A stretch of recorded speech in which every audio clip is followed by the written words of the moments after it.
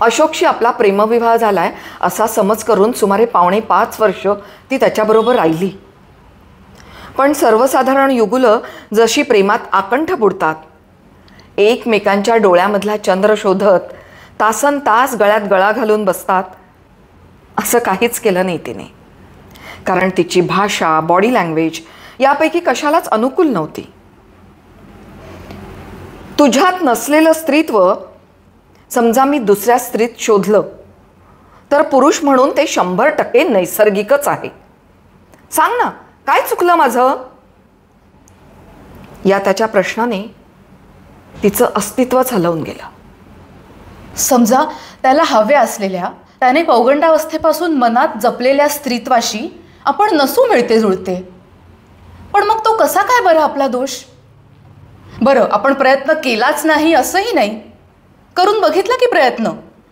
साड्या नेसू लागलो, त्याने खुश राहावं म्हणून त्याने मनातल्या मनात ठेवलेल्या ठाम फोटो फ्रेममध्ये स्वतःला कितीदा तरी कोंबून कोंबून पाहिलं.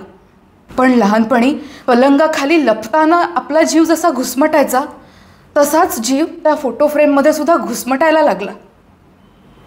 वर्षानुवर्ष असं आखडून चखडून कसं काय जगायचं? आपण स्त्री आहोत ही एक आणि एकच जाणीव 24 तास बाळगून कसे दिवस काढायचे? हा एक ना एक दिवस असं करेलच, असं कुठेतरी सुप्तपणे वाटतच होतं का आपल्याला? आणि काय चुकलं माझं या प्रश्नावर चुकांच्या जंत्रीच्या उत्तराची अपेक्षा नसतेच मुळी. काय चुकलं माझं म्हणजे माझं बरोबरच आहे, बस. कुणालाही दोहोंपैकी एक लिंग प्राप्त होणं क्रमप्राप्तच असतं. मग ती व्यक्ती लिंगानुरूप वर्तन करणं अपेक्षित असतं, कारण ते ती स्वतःच्या इच्छेखातर करत नाहीच मुळी. निसर्ग नावाच्या शक्तीमध्ये ठाई ठाई इतकी ऊर्जा भरून राहिलेली असते ना की ती तुम्हाला अनेक गोष्टी करायला भाग पाडते. निसर्ग किती घ्यायचा आणि किती टाळायचा हे ठरवण्याचं काम लिंगापलीकडे विचार करू शकणारी बुद्धीच करू शकते. पण अशोकची बुद्धी निसर्गापुढे गुडघे टेकायची. आत्ताही तिला श्रीकांतबद्दल बोलताना जाणवलं होतं की आपण जे स्पष्टीकरण देतोय ते का द्यायचं. अशोककडून एकदा दुखावलेलं स्त्रीत्व पुन्हा दुखावून घ्यायचं नव्हतं तिला. आणि अनुत्तरित प्रश्न घेऊन अशोकनी संभ्रमावस्थेत लंडनला जावं असंही वाटत नव्हतं तिला. भूतपूर्व नवरा नावाचंही नातं बितं असतं की काय असं वाटू लागलं तिला. आणि असणारच, ते संपणार कसं? तुम्ही स्वतःला नात्याच्या गुंतागुंतीतून फक्त सोडवून घेता. गुंतागुंत संपते पण धागा शिल्लक राहतोच ना. समजा आपल्याला तेव्हाच अशोकपासून मूल झालं असतं तर आपल्या मुलाचा बाप हे नातं शिल्लक राहिलंच असतं. हे बघ अशोक, मी हे सगळं तुला का सांगते ते मला माहिती नाही, पण मी जेवढं सांगते ना तेवढं ऐक. हे असं का आणि तसं का असले प्रश्न तेवढे मला विचारू नकोस. खरं म्हणजे त्यापेक्षा नकोच सांगूस असं अशोकने म्हणणं भूतपूर्व नवरा या नात्याने तिला अधिक आवडलं असतं. पण तो पडला पूर्णपणे निसर्गाधीन माणूस, खरं तर पुरुष. त्याला तिचं आणि श्रीकांतचं का तुटलं हे ऐकण्यात पूर्णपणे रस दिसत होता. त्याने कान टवकारले, त्याच्या डोळ्यात चमक आली. श्रीकांत ओव्हर पॉझेसिव्ह आहे रे खूप. आय मीन होता. एवढं बोलून ती थांबली. तिने विचार केला आणि ती पुन्हा बोलू लागली. मी तुला, आपल्या नात्याला, आपण एकत्र घालवलेल्या 5 वर्षांना पूर्णपणे विसरण्याचा प्रयत्न करत होते आणि तो न चुकता रोजच्या रोज हेच सगळं माझ्या जगण्यात पुन्हा आणत होता. संध्याकाळी ऑफिसातून थकून भागून घरी आले की याचा पहिला प्रश्न असायचा, काय अशोकचा काही फोन वगैरे? त्याला सतत असं वाटायचं की तो नाही तर तूच मला आवडतोस आणि आपलं रोज एकमेकांशी बोलणं होतं. सगळं बुलशिट रे. ती थांबली. अशोक फ्लर्ट आहे. त्याचं पुरुषत्व आपलं कायम दंड थोपटून तयार असतं. तो 1 नंबरचा लेडी किलर आहे वगैरे माहिती तिच्या आणि श्रीकांतबरोबरच्या अनेकदा झालेल्या गप्पातून तुकड्या तुकड्याने तिने श्रीकांतला सांगितली होती. तिची नजर शून्यात गेली.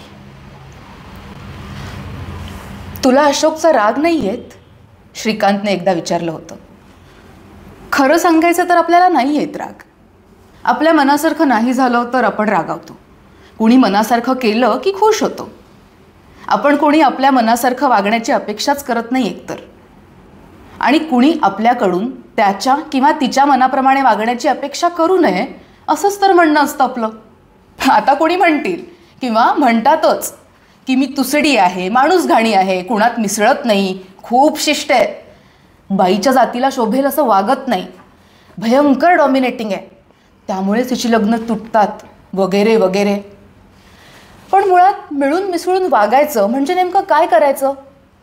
आजूबाजूच्या 4 बायका किंवा 4 नातेवाईकांची घरं निवडून त्यांना आपल्या तक्रारी मीठ मिरची लावून रंगवून रंगवून सांगायच्या. किंवा त्यांनी त्यांच्या तक्रारी सांगितल्या तर त्या कहाण्यांचा चविष्ट आस्वाद घ्यायचा आणि त्या कुचाळक्यांच्या चिखलात त्या सर्वांबरोबर लोळ लोळ लोळून आपण त्यांच्याच कम्युनिटीचा एक भाग आहोत असं सिद्ध करत राहायचं. कारण आयसोलेशनची भीती. स्वभावतः मिळून मिसळून राहणं निराळं आणि असुरक्षिततेच्या भावनेपोटी स्वतःला त्या चिखलात लोटून देणं निराळं. आता आपण स्वभावतः मिळून मिसळून वागणाऱ्या नाही म्हणताना तसा आव आणायचाच कशासाठी? आता असं वाटतं तेव्हा आला राग आपल्याला अशोकचा, पण आता नाही येत. जगण्याच्या प्रयत्नात माणसं चुका करतात. चूक झाली असं म्हणून स्वतःची चूक एन्जॉय करतात. आणि चूक ही क्षणिक असते सरते शेवटी. त्या चुकीला अख्खं आयुष्य व्यापू द्यायचंच कशाला? चुकीचा पश्चाताप करत जगणं हीच मुळात महाचूक आहे, नाही का? आपल्या या उत्तराने श्रीकांत फक्त बुचकाळ्यात पडला होता. आपण श्रीकांतला म्हणालो होतो, प्रत्येक चूक ही घडताना बरोबर असते आपापल्या दृष्टीने. म्हणजे असं बघ श्रीकांत की आपण लग्न केलं हा आपल्या दोघांच्या दृष्टीने बरोबरच निर्णय आहे. आपल्या या बोलण्यावर श्रीकांतने फक्त होकारार्थी मान हलवली होती. आणि हा निर्णय भविष्यात चुकीचाही ठरू शकतो. यावरही श्रीकांत अपेक्षेप्रमाणे फक्त हो म्हणाला होता. श्रीकांतचं बुचकळ्यात पडणं तिला एकेकाळी खूप वैचारिक भासायचं. ही सुद्धा चूकच, त्याची दाढी पाहून घेतलेल्या जजमेंटसारखी. अख्खा श्रीकांत म्हणजे नखशिखांत भोंगळ बुचकळवाद होता. एकदा तो म्हणाला होता, मला येतो राग. चूक आणि बरोबर हे अनेकदा स्थल, काल आणि व्यक्तिसापेक्ष असतं, त्यामुळे मी नाही बोलणार त्याबद्दल. पण पुरुष असो वा स्त्री, माणसाच्या शुद्ध चारित्र्यावर निष्ठा ठेवतो मी. अशोकचं चारित्र्य शुद्ध नाही म्हणताना मला त्याचा राग येतो. या भोंगळ बोलण्याचा तिला संताप आला. इतक्या ठिसूळ माणसाशी बोलायचंच कशाला असं म्हणून ती गप्प बसली. चारित्र्याचं हनन होण्याचं भाग्य लाभलंच नाही, चारित्र्यहीन होण्याची संधीच मिळाली नाही, म्हणून अत्यंतिक नैराश्याने शुद्ध चारित्र्याचा ढोल बडवणारा डरपोक बिनकण्याचा पुरुष आहेस तू. आहे का हिंमत? हिंमत आहे तरीही तत्व म्हणून स्वतःवर जो नियंत्रण ठेवतो ना, तो खरा चारित्र्यवान पुरुष. तू कसला चारित्र्यवान? स्वतःशीच काय पुटपुटतेस असं अशोकने विचारलं तेव्हा ती भानावर आली. श्रीकांतचा तिला उपद्रव नव्हता. तो त्याचं काम करायचा, खूप नेटकेपणाने आणि काटकसरीने राहायचा. तिला नको असली तरी ज्यात त्यात मदत करायचा. त्याचं उपयुक्तता मूल्य चांगलं होतं. पण नवरा म्हणून तो 1-0 बाजीराव होता. ती डॉमिनेटिंग होती, पण म्हणून नवऱ्याने शेपूट घालून जगण्याची काय गरज? म्हणा ना, तुझं अमुक अमुक मला अजिबात आवडत नाही, तुझं हे मला बिलकुल पटत नाही. पण प्रत्यक्षात मात्र ती अशोकला म्हणाली, हे बघ अशोक, माझं आणि श्रीकांतचं का जमलं नाही हे समजून घेणं थोडंसं गुंतागुंतीचं आहे. स्त्री आणि पुरुष हे परस्परांवर परिणाम करणारे 2 भिन्न शक्तिस्रोत असतात, बरोबर?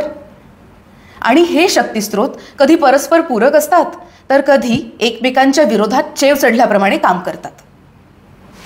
लग्न म्हणजे या पॉझिटिव्ह आणि निगेटिव्ह शक्तिस्रोतांना मुक्त करण्याची मुभा असते, बरोबर ना? लग्नामुळे काय होतं की आपण एकत्र येतो, स्वप्न साकारण्यासाठी एकत्र झटतो कधी किंवा बऱ्याचदा भांडतो. पण त्यामुळेच तर स्त्री पुरुष म्हणजे पॉझिटिव्ह आणि निगेटिव्ह ऊर्जेतून एक विलक्षण ऊर्जा तयार होते आणि या ऊर्जेवर लग्न होतात, टिकतात आणि संसार चालतात. कॉफी पिता पिता अशोकचे डोळे चमकले. ती जे काही म्हणत होती ते खूप इंटरेस्टिंग होतं. आता हे सगळं तुला मी जे सांगते ना, त्याचा एक स्त्री या नात्याने विचार कर. आता समज मला समोरच्या व्यक्तीकडून जी ऊर्जा पाहिजे ती मिळालीच नाही तर? दरवेळेस ती व्यक्ती म्हणत राहिली की तू म्हणशील ते मला मान्य आहे, तू म्हणशील तसं, किंवा मी तुझ्या म्हणण्याबाहेर नाही, किंवा यापेक्षाही बुळबुळीत बिनकण्याचं काहीतरी. तर काय करशील तू?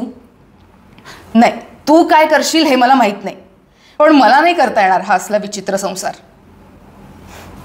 स्वतःच्याच ऊर्जेवर जगायचं तर मग एकटी जगते की, असं सांगून मी श्रीकांतपासून वेगळी झाले. आता तू मनात विचार करत असशील की हिला नेमकं हवंय तरी काय? तर याचं उत्तर असं की उसण्या ऊर्जेवर जगण्यापेक्षा स्वतःची म्हणून जी काही ऊर्जा आहे त्यावर जगणं. अशोकच्या मनात श्रीकांतबद्दल बरेच प्रश्न उमटले. उदाहरणार्थ, श्रीकांतमध्ये तिला पुरुषत्व मिळालंच नसेल का? आता ही एकटी आयुष्यभर कशी जगणार? आणि अजूनही हिने श्रीकांतला घटस्फोट का दिला नाही? हसलास का? नाही, तुला हवं असलेलं पुरुषत्वाचं प्रमाण कुठे सापडेल याचा विचार करत होतो मी. माझ्यात ते जरा जास्त आहे आणि श्रीकांतमध्ये जवळपास नाहीच. याचा सुवर्ण मध्य तुझ्यासाठी शोधायचा कुठून? तो मी शोधेन. हा, तू नको काळजी करूस. Learn to compromise my dear. अशोकने पुढे झुकून तिचा हात किंचित दाबला. हे बघ अशोक, कसंही करून जगावंच, अगदी कसं बसं जगावं लागलं तरी बेहत्तर, अशा विचारांची मी नाही आहे आणि हे तुला चांगलंच माहिती आहे. आणि हे एकतर्फी बिनशर्त तडजोडी करून लाभणार आहे काय मला? तिने हात सोडवला. You are just impossible. हात झटकण्या वाचून अशोकला इलाजच नव्हता.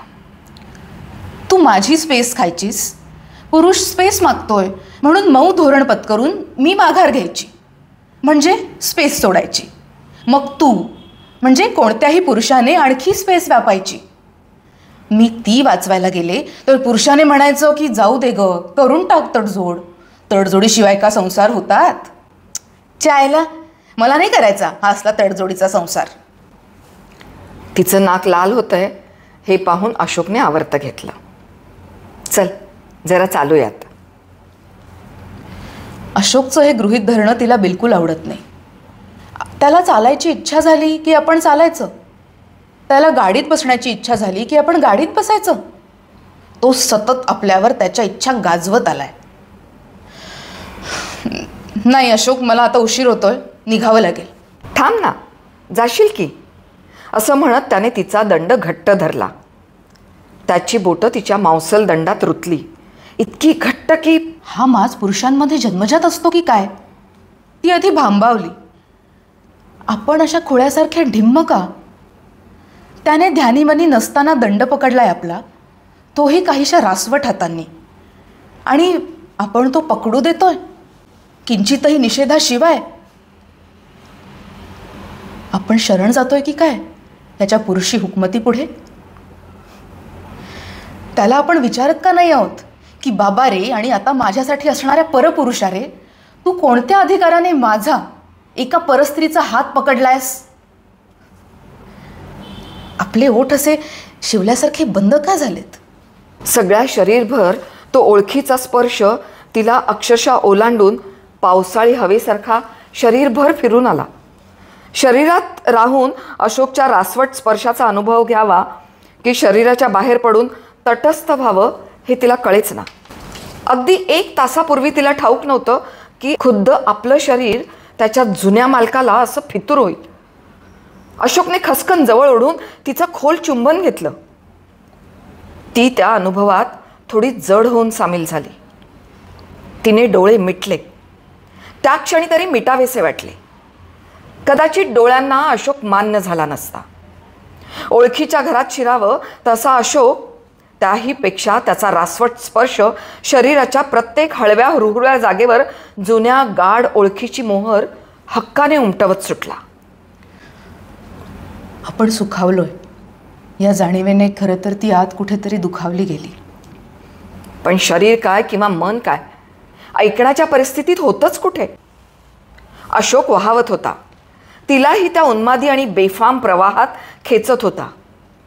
ती काठावर हताश डोळे बंद करून बसून, तिचं शरीर संमोहन झाल्यासारखं त्याच्या स्पर्शापाठोपाठ नग्न झाल्यासारखं धावत सुटलेलं. ती कुठल्या तरी आडोशाच्या लॉनवर आडवी आणि डोळ्यासमोर त्याची आकृती. तिला आता डोळे उघडविनात. संतापामुळे, लाजेमुळे, स्वतःच केलेल्या स्वतःच्या अपमानामुळे. अशोकच्या काळ्या आकृतीमागे एक झाड होतं. अशोकपासून सुटका करून घ्यावी आणि त्या झाडावर चढून बसावं. अशोकला कायमचं अप्राप्य व्हावं असं वाटत होतं तिला. शेवटी तिचं मन फांदीवर जाऊन बसलं आणि शरीर अशोक पुढ्यात गुलामासारखं लाचार होऊन पसरलेलं. ती स्वतःला त्या झाडावरून अगतिकपणे पाहत होती. खरं तर आता ती भानावर आली होती. तिला सगळंच नकोसं झालं होतं. ती जागा, स्वतःचं शरीर, अशोकचा स्पर्श, काहीही करून इथून निसटावं, पळून जावं असं वाटत होतं तिला. तिचं शरीर हळूहळू निश्चेष्ट होत गेलं. तरीही अशोक वेड्या कबुतरासारखा एकटाच घुमत राहिला. ती मनाने आपल्याबरोबर आहे की नाही याची पर्वा त्याने तेव्हा कधी केली नाही. मग तो आत्ता या क्षणी कशासाठी करणार होता?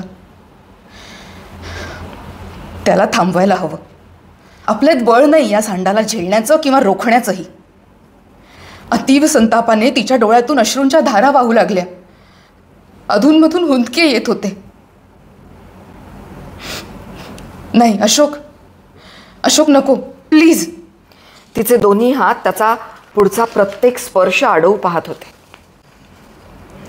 तो अर्थातच तिला जुमानत नव्हता आणि असे लटके विरोध पूर्णपणे विरघळून वितळून जाताना त्याने अनेक जणींच्या बाबतीत पाहिले होते. नको नको अशोक, अशोक प्लीज नको. गप्प बस, आवाज नको.